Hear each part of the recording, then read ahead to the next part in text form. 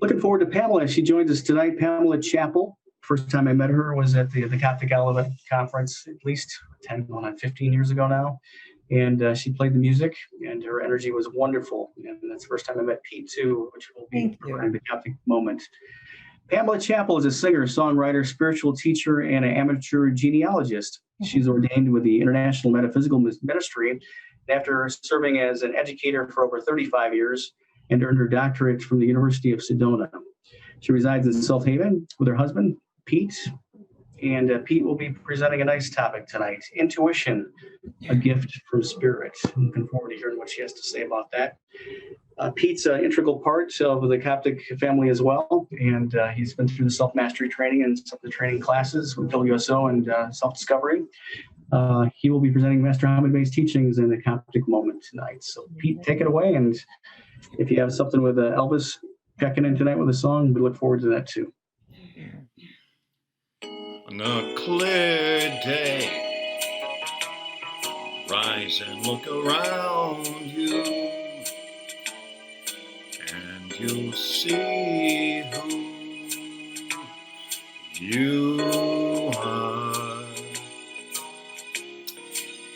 On a clear day, how it will astound you that the glow of your being outshines every star you'll feel part of, every mountain, sea, and shore. You can hear from far and near a world you've never heard before. And on that clear day,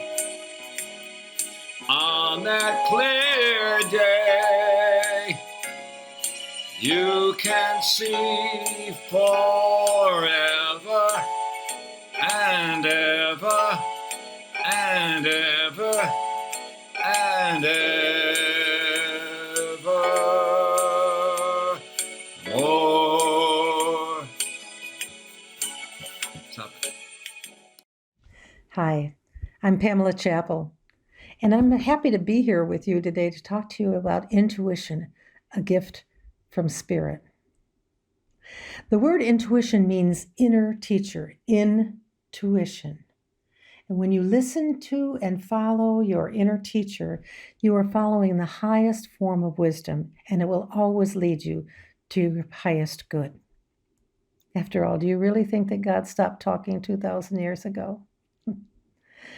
You know, we came into this life to grow as souls. It's our work. And one of the ways we grow is to become more connected with our inner self, more aware of the divinity within us, the God presence within us. So I'd like to ask you if you've ever had an intuitive experience, a nudge, a hunch, gut feelings. Did you ever think of somebody and then immediately they call you on the phone, that kind of thing? Usually when I ask a group of people this, almost everybody says yes. So don't ignore those intuitive tickles, or they might come back as sledgehammers. The musician Kenny Loggins said something. I don't always think of him as a spiritual teacher, but he certainly was right on the money when he said this. It's not whether or not you have intuition, it's whether or not you pay attention to it. Expect to be guided. Expect your intuition. Expectation creates a vacuum, a void. The universe abhors a void, so it will fill you with what you expect. And then there is the person who was a spiritual teacher, Wayne Dyer. He said, for a spiritual being, intuition is far more than a hunch. It is viewed as guidance or as God talking. And this inner sight is never taken lightly or ignored. Intuition is like the universe's email or God's GPS. And the question is yours turned on? Because if it is, we're going to be guided to what's for our highest growth. And it may not always be what we think we need. So let's take a moment to think about people who are or were intuitive. And this might surprise you. Bill Gates, Steve Jobs, Joan of Arc, Steven Spielberg, Thomas Edison, Oprah Winfrey, Carl Jung, Julia Roberts, Henry Ford, Winston Churchill, Pythagoras, Carolyn Myss, Albert Einstein.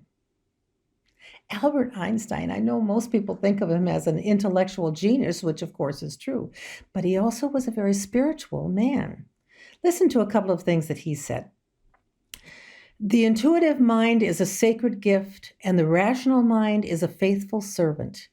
We have created a society that honors the servant and has forgotten the gift. And on another occasion, he said, the intellect has little to do on the road to discovery. There comes a leap in consciousness. Call it intuition or what you will, and the solution comes to you, and you don't know how or why. I have a close friend who, in his retirement, has become kind of a fix-it person for his friends. If something breaks down, your stove, your refrigerator, whatever, and you call him and he's delighted to come over. He really loves to do this and fix it if he can. Now, once in a while, he gets stumped and he's not quite sure what's the best approach. So he lays down and takes a nap. And usually when he wakes up from his nap, he knows exactly what to do. It's that leap in consciousness, the solution that just comes to him. That, my friends, is intuition. Now, there are a lot of ways that we get information in our experience. One is knowledge that we already have, of course, that we can draw upon. And then there's seeing, hearing, touching, smelling, and tasting, right? But intuition is another way we can get knowledge and guidance. Sometimes we get these little intuitive hits, and it's like playing charades. We don't know what they mean. We have to kind of put all the pieces together to try to discern what it means. I had a friend who was in an abusive marriage. In fact, she had to steal away from home in the dark of night to get away from that husband. And years later, after a divorce and a whole different life for her, I was giving her a reading. Now, she had no interest in men, no interest in dating or ever getting married again. So when I gave her reading, I closed my eyes and I had the image of her in a wedding dress. Now, part of me said, I'm not going to tell her this. She's not going to be happy with this. But I had learned to trust what I get in these intuitive moments. And so I told her about that. And she said, I don't think so. But 6 months later, she was married. Surprised her and everybody else.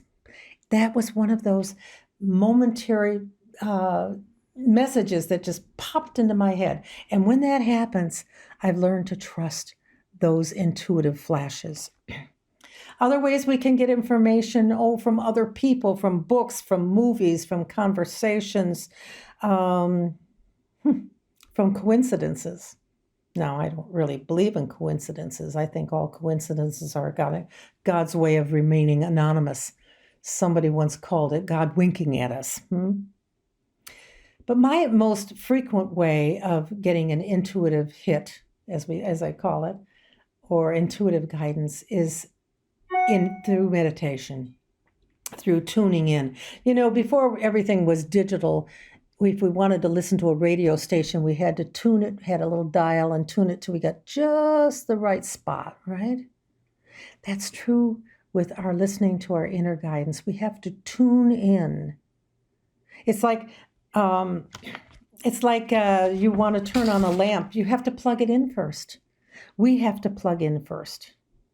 So people often ask, okay, how do I do that? What do I do? I don't understand. So I have some hints for development. That's what we call developing our psychic awareness, our intuitive awareness. These are just a few of many. But the first one and the most important one is spiritual practice. meditation, prayer, going into silence, perhaps meeting with others in a spiritual group, reading meditative material. But the most important of all of these is meditation. You see, meditation is a drink at the well. It calms us, it helps us get rid of all the distractions in our life, and it makes us more capable of tuning into the messages that are there. You see, if we don't meditate, we're not making room. We're not making time to receive intuitive messages. Our minds are so full, are so cluttered with, chaos in the world and things that we have to do and somebody we should call and, oh gosh, I wish I hadn't said that, and things that happened in the past, things we're worried about in the future. All of that monkey mind stuff is going on. But if we go into meditation, we can clear that out as much as possible and get to a place of calm so that we're dialing to the right station, so that we're tuning in. Now, when I meditate, I always take some time during that meditation to ask a question. And the simple question I ask is, what is it you would have me understand? And then I sit quietly.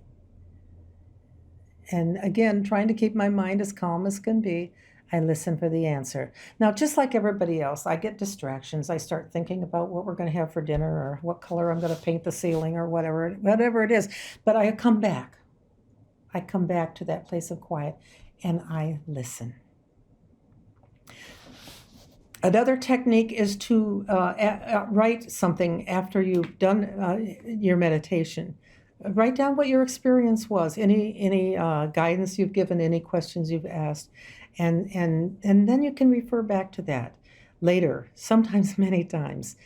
And sometimes you'll see it in a different light when you look at it after time has passed. Another thing that you need to do for development is pay attention to the company that you keep. Find good teachers, find people who are positive, because negativity is a big block for spiritual growth of any kind and for intuition.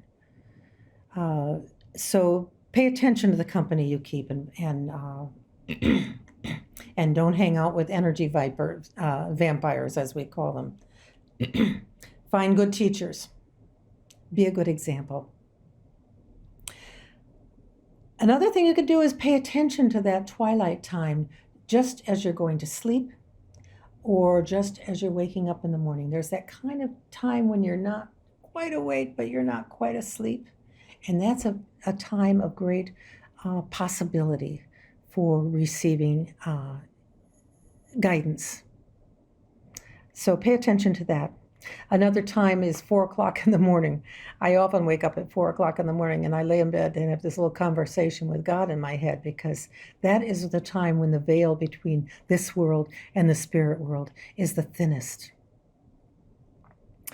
Now we have our inner self, our higher self, our spiritual self. I think of it as our higher self, our soul. And then we also have our analytical, intellectual soul side. One thing you can do is trust your higher self and those thoughts that come to you from your higher self as much as you do your analytical self, or even more so. Be curious. Take some time in nature. Listen to beautiful music. Read beautiful poetry. Read inspirational books. All of those feed our soul. And pay attention to your thoughts. Your thoughts create your intentions, and they attract the necessary guidance that you seek. I would ask you, though, to not pay attention to everything you think, because sometimes those negative thoughts or limiting thoughts are barriers for you. So just pay attention. What am I thinking about? Where are my thoughts going? You are in control of your thoughts. Your thoughts are not in control of you. Exercise.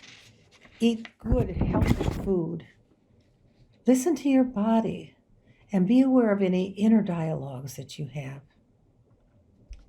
Develop your creative imagination, any talents or activities you're involved with that require your creativity.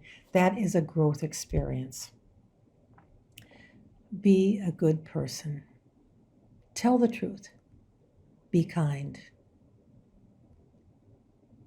And make time to do things that bring you joy, because joy brings in the energy of hope and peace and forgiveness. One more thought on that. The inner self is only limited by our conscious beliefs about it. If you tell yourself you can't play the piano, you can't. If you tell yourself you're not intuitive and you never will be, that will become true. So open yourself to that. You can say to yourself, I am an intuitive being and I welcome messages from my higher self, from spirit, from God.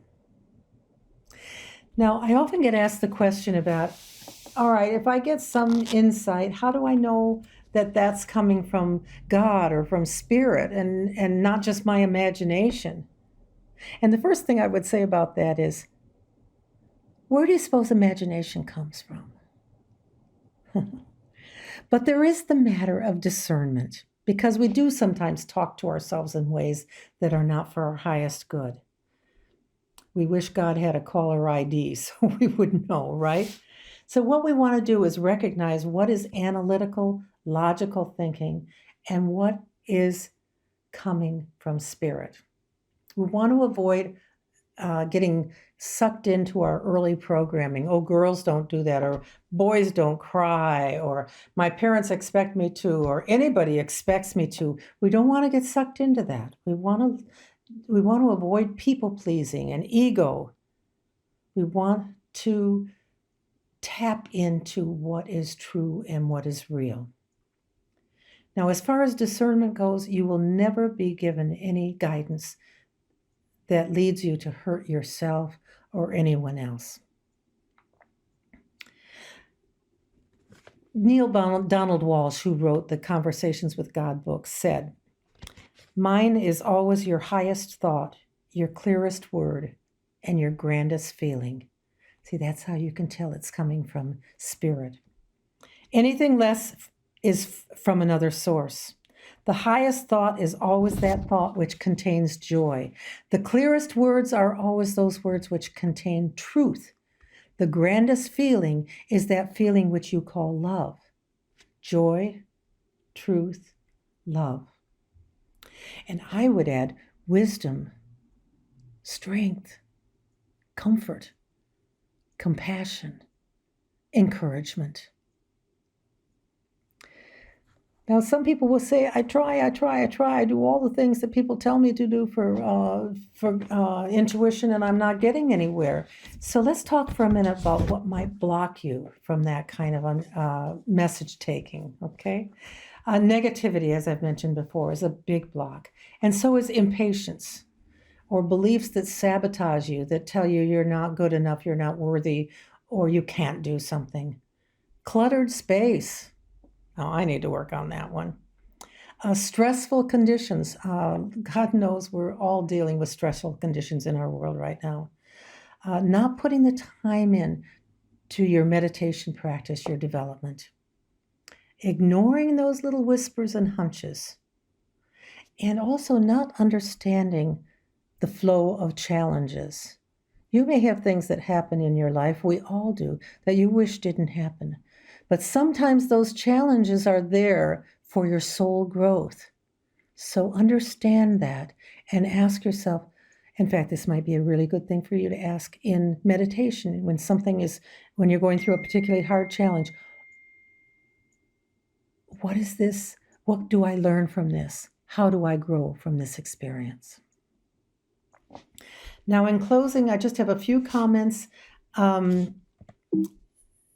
The more you use it, the more you get, the better you get at it. That has to do with intuition. It has to do with any kind of guidance that comes from spirit. Don't discount anything you get.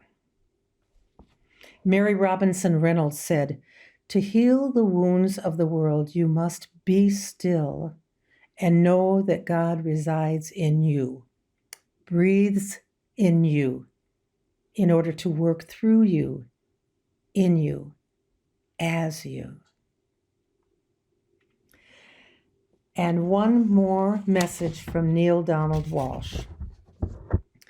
A hunch is angel talk and probably should not be ignored.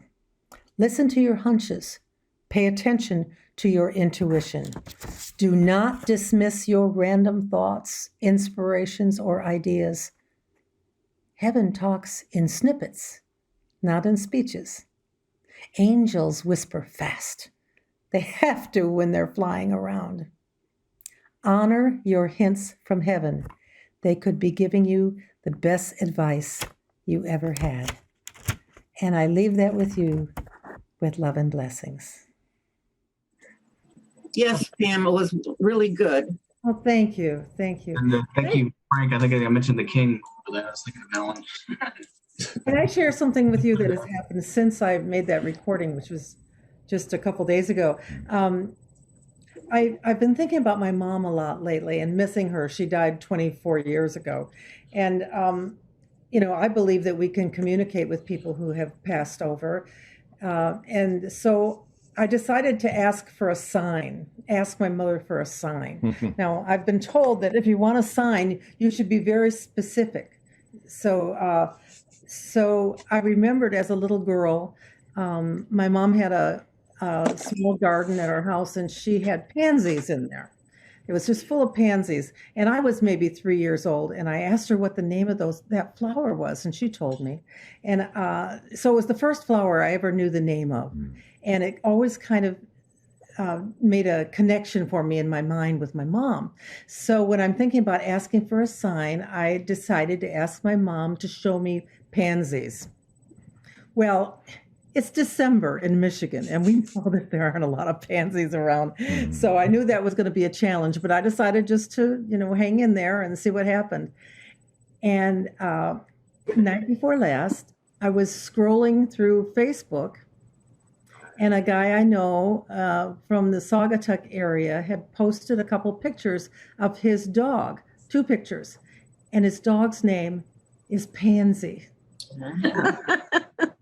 The 2 pictures, it was pansies, and I just laughed out loud. I thought, "Oh my goodness, that is so wonderful!" So I consider my request answered, and I thanked him, and I thanked my mom. Great. Wonderful. Pam, getting into when you meditate, and is it something that divinity flows through you, as what you touched on? When you have people coming up to you and say, "Oh, how do you do this when I have all this clutter going on?" And like a lot of us do right now. You mentioned a couple of tips on how to quiet the noise meditating, and here's where affirmations come in that you opened up with tonight. What are some of your other tips do you have in mind that you could help folks? Well, one of them is to not just get discouraged if your mind, gets distracted by something, because it happens to everyone.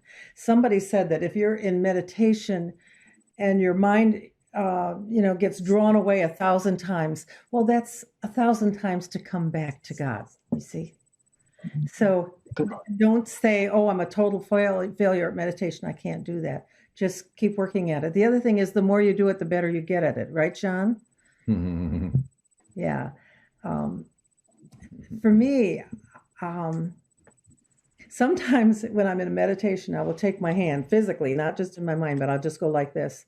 And it's a way of kind of pushing aside all those thoughts that I don't want to deal with right now, and I'll say, "Okay, I'll deal with you later, not right now," as if they were one of my children wanting to have a popsicle or something. Not right now. I'm meditating, and just try to quiet that mind as much as we can. Now, some people will use a mantra, and if that works, that's great.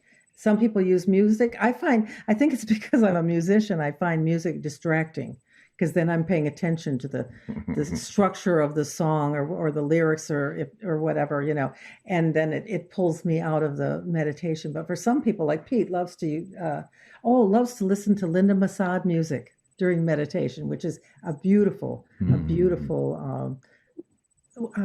aid to meditation. Anyone else? Suggestions? I know that sometimes for me, just watching like a candle flame or other source of fire just kind of captures my mind and helps me focus.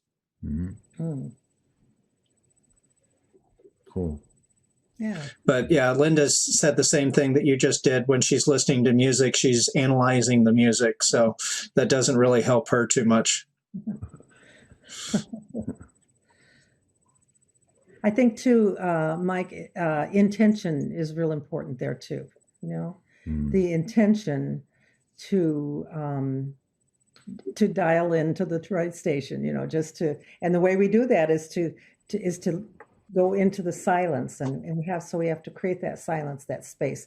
And if we don't, it's like, you know, there's no room in the end. So. For me, I've had to do several things. My mind wanders so much that when I'm doing affirmations, I say them and I sing them at the same time. And that wasn't quite enough. After a few months, I started adding tapping. So I'm doing 3 things at once. And that way I'm focused on what I want to be focused on instead of whatever else I'm seeing on my walk or whatever, you know what I mean? So that I find that helpful. That's the only way to keep me on a topic or whatever, is to just keep doing other things with hands or mind or music or something that I can do without thinking. And then I can focus on what I want to focus on. So that's a very good point, Joan, because I think it's different for every person. Yeah. What works and I just needed more, right? I needed more things to get me away from, yeah. So, John, how about you? What's a key to meditation in your practice? It's positive focus. Always keep your mind on positivity. It's that old saying, accentuate the positive, eliminate the negative, don't mess with Mr. In Between. Always stay positive. And if you go off, just bring yourself back with love. Don't say, oh my gosh, I did it again. Oh no, not again. Just say, I love myself. That's all. We don't do that enough. We don't. We see some of our negative characteristics, and we shouldn't do that. We should block them out. We're doing the best we can. Nobody's perfect. So it's. I mean, I meditate every day, obviously, and I try to send prayers to the world, so to speak. And again, motive of prayer too is important too, and it will bring. I mentioned earlier, it'll bring you love of self. That's what we have to strive for. Can't be perfect all the time. Do the best we can and say, did the best I could. Greatest day ever. So you get better and better. Yeah, and much more important than how you do it is that you do it. Because I think some of the times when you have the most difficulty clearing your mind and getting to that still small voice, sometimes that is when you need it the most. And when it's the most difficult to do. I heard somebody say once, you really should meditate a half an hour every day, unless you're under a lot of stress and you have a lot of things to do. And then you should meditate for an hour. Oh, yeah. That's good. Well, I think we all have meditated enough that we're confident that whatever our routine is, I like to count from 10 down to 1. And I know where I'm going to be when I'm at 1. And I just know the process of how I'm calming down and getting down, and then I get there. And then I just trust I'm there. Yeah, my mind will wander, but I just bring it back. So getting down there is easy. Once, if you do it enough, it's easy to get there. But then staying there in the void is the difficult part. Yeah, there is something about the counting down, or some people will envision themselves going down a pair of set of stairs. There's something about going down that jibes with going within. Mhm. Yeah, so that's great. Anyone else? I found that doing alternate nostril breathing and the Coptic breath helps too. Sure. It does. Lately, I have been doing the 4-4-8 breath. You know what I'm talking about? Yes. You probably do, where you inhale to 4, hold for 4, and you exhale to 8. And I'll do that maybe 4 or 5 times, and it helps me. I think one of the reasons why focusing on your breathing is so important is when you're focusing on your breathing, you're not focusing on all that other crap. It's a single focus. So there's a meditation technique when Alan mentioned about the candle flame. I try to envision and put myself in that empty spot in the flame. Because that's the void. That's what I call the sacred emptiness. And it's quite powerful and very, I guess the best word is peaceful or soothing. And You do that? it seems to really open you up to, like you said, just what are the messages that you need to hear. For me, that going into that sacred emptiness of the flame. And there's actually a spot in a technique I learned a number of years ago where you actually go to in your heart, you go to the bottom right-hand side of your heart, and then you go to the back side of that. And that's an incredible spot of peace and just silence, and just the ability to listen and just hold space for what needs to come for you is, for me anyways, it's been, those two forms of meditation have been very powerful. I love this. I'm learning a lot. Do any of you have intuitive experiences that you'd like to share with the group, or that you're willing to share? I had, if I may, part of how I met Therese, I opened the guy's email. His name is James Twyman. Maybe some of you have heard of him. I hardly ever open up this guy's stuff, but it just happened that I opened up his particular email, and he was offering a trip to southern France to walk the steps of Mary Magdalene. And I just asked, I said, what am I to do? And I heard this voice say, go. So I called him up and I put my name in the hat. And that night he called me up and he said, if you want to go, you're in. And those of you who know the story, she was already told about me that she would meet a David 2 years prior. And I had just gotten back from Mexico and spent 10 grand on a trip. And so for me to turn around and 4 months later do it all over again, that was somewhat insane and unusual. But just trusting that guidance and just, doing something totally on a limb, and just how it all played out was quite amazing and powerful. So, yeah. So you learn how to really trust that. Yeah. guidance. I've had many situations where I was headed to Mexico again, and I got to the airport in Milwaukee and handed the counter my passport, and they said the passport had expired. And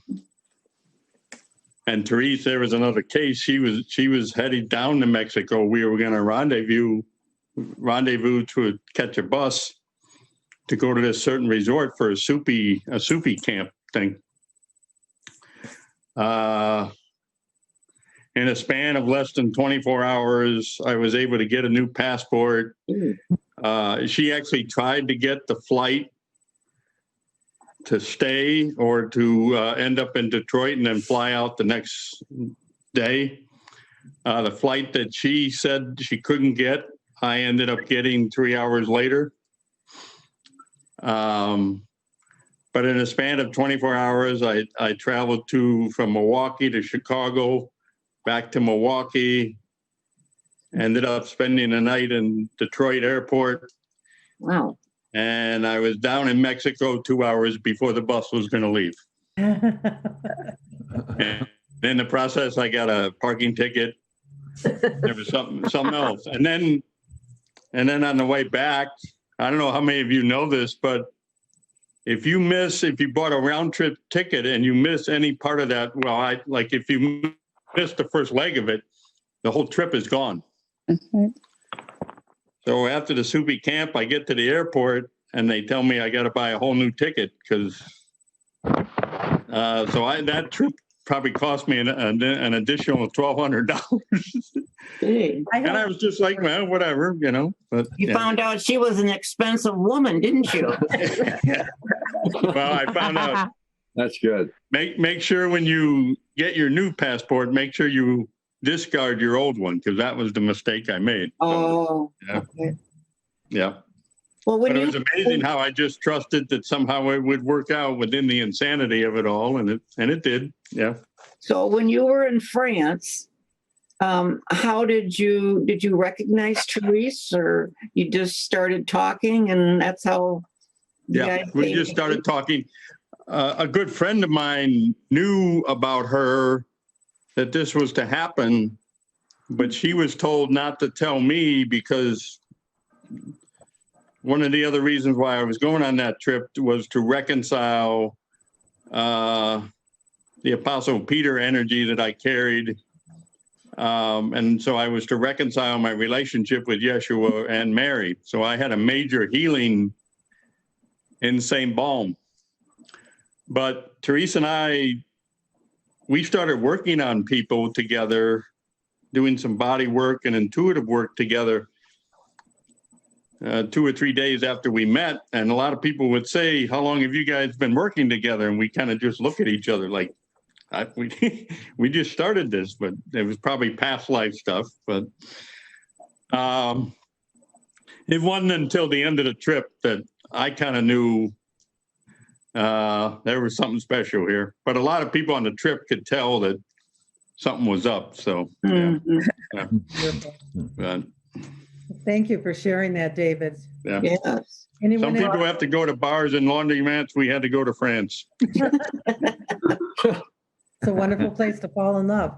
Yeah. Talking about France, I don't know if this is intuition, but before we went to the south of France, we stayed in Paris for a day, and we went to the oldest building in Paris, and it was a museum, and they took us downstairs, and you could tell it was really old.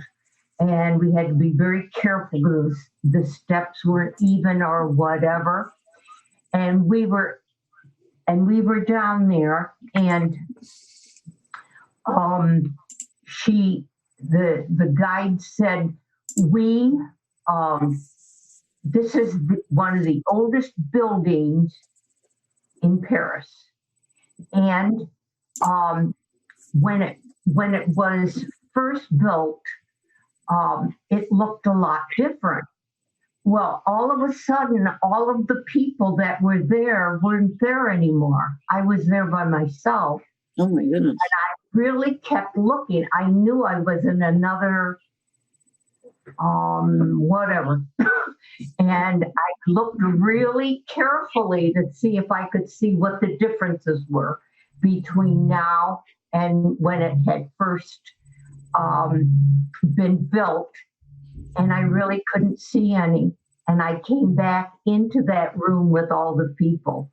Wow. So I don't know if it was intuition or I was just propelled back into another lifetime. Yeah, you sure tapped into something, didn't you? I did. It was wonderful. How about that? Diane Stark. Yes, ma'am. Oh, I see a picture there. You have a story to tell us about intuition. Okay. I don't know. I just feel that I try to erase any idea that that my thoughts are different from the divine. That I'm just always in a place of super conscious interaction, so that I don't have to talk. I don't have to talk back and forth about it. I just do it. I don't have a lot of internal dialogue. If I take the wrong road, I just know that I was meant to take it. Okay, thank you. Who said you had something to share? I did. Okay, Barbara. Yeah. I used to live in a condominium, and I had decided that I wanted to move from the condominium, and I had only one couple came and looked at it in a year's time, and they weren't really interested. But this house that I would drive by every day on my way to work had a for sale sign go up in front of it. And it's a house sitting on the river, just down the road from where my condominium was. And I had always admired this house and thought it looked like a beautiful house, and I'd love to see the inside of it. So I said something to my real estate agent, and she said, no, I won't show it to you because it's more than you wanted to spend. And so I would drive by it, and I talk to my friends and say, this house is for sale, but I can't have it because it's too much for me.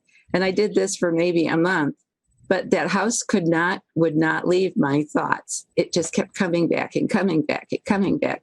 And then something in me said, well, you're supposed to think positively. Why do you keep saying I can't have it? It's too much. Start thinking, how can I have it? And as soon as I turned my thoughts around, I got her to show it to me. The day she showed it to me, somebody made an offer on my condominium sight unseen. Wow. They wanted to move from an apartment. They wanted to have something that they had an investment in. My ex-husband was moving to Texas, and we had sons that we had joint custody with. And so my sons were going to come to live with me, and the house was the perfect spot for my sons to be. And at the same time, he would give me a certain amount of money to have for their expenses, which would add to my income. My boss gave me a raise. All these things started falling in place. Cool, and before I knew it, first I said yes. And I had a buyer on my place, and I'd signed the contract to sell my place. And the woman who owned the house wouldn't come down in price. And it was like, I didn't expect this. I thought she would drop, $1,000 or $2,000 or something, but she wouldn't.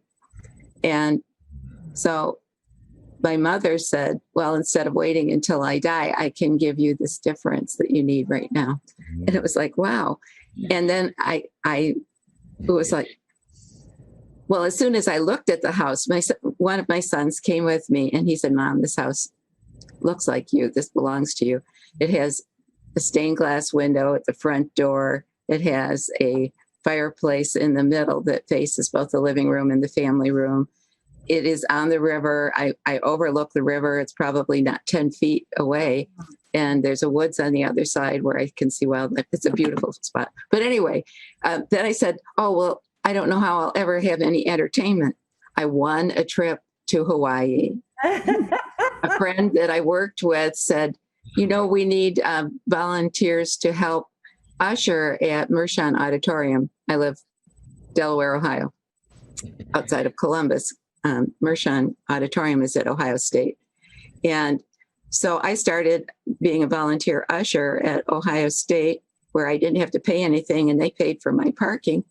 Everything, one, just start clicking it off. It all fell into place because when I tried to ignore my conscience, my subconscious, and say I can't do it, it wouldn't let me do that.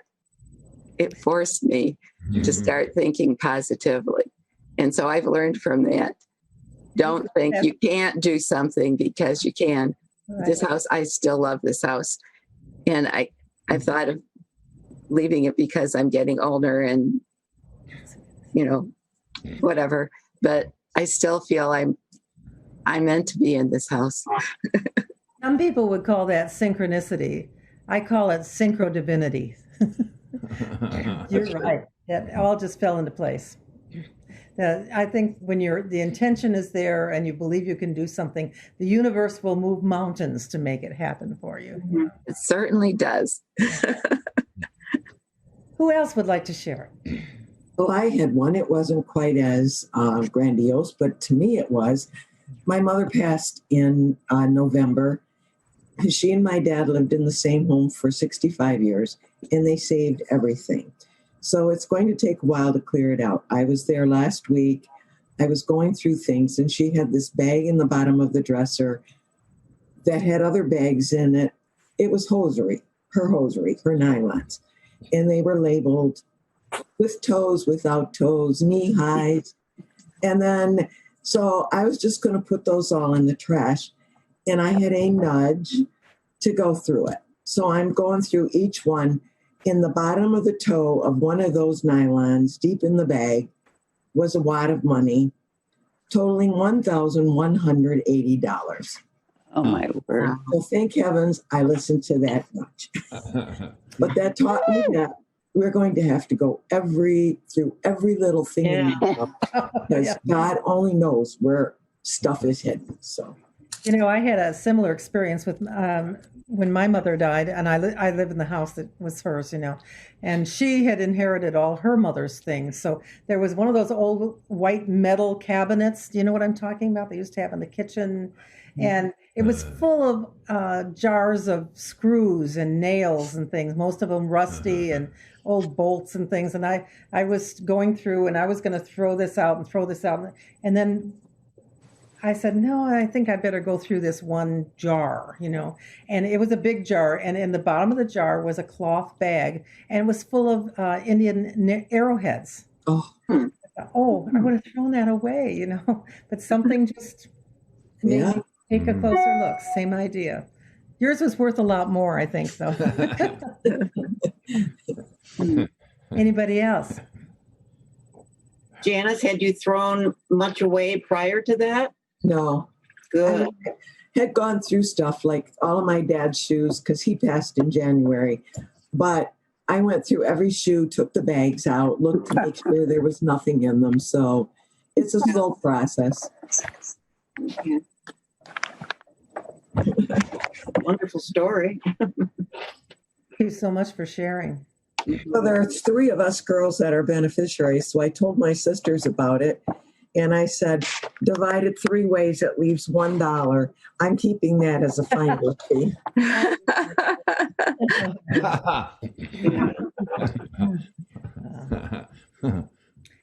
Well, thank you all. I really enjoyed listening to your stories. I'm sure there are many more. And maybe this will just kind of be a nudge for you to start thinking about those things a little bit more in the next few days. I hope so. Well, it's been a wonderful evening to everybody. Thank you. Thank you, Pam. Synchro divinity with a new hip. I'm glad you're back on your feet too. Thanks. Yes, well, thank you, Pam.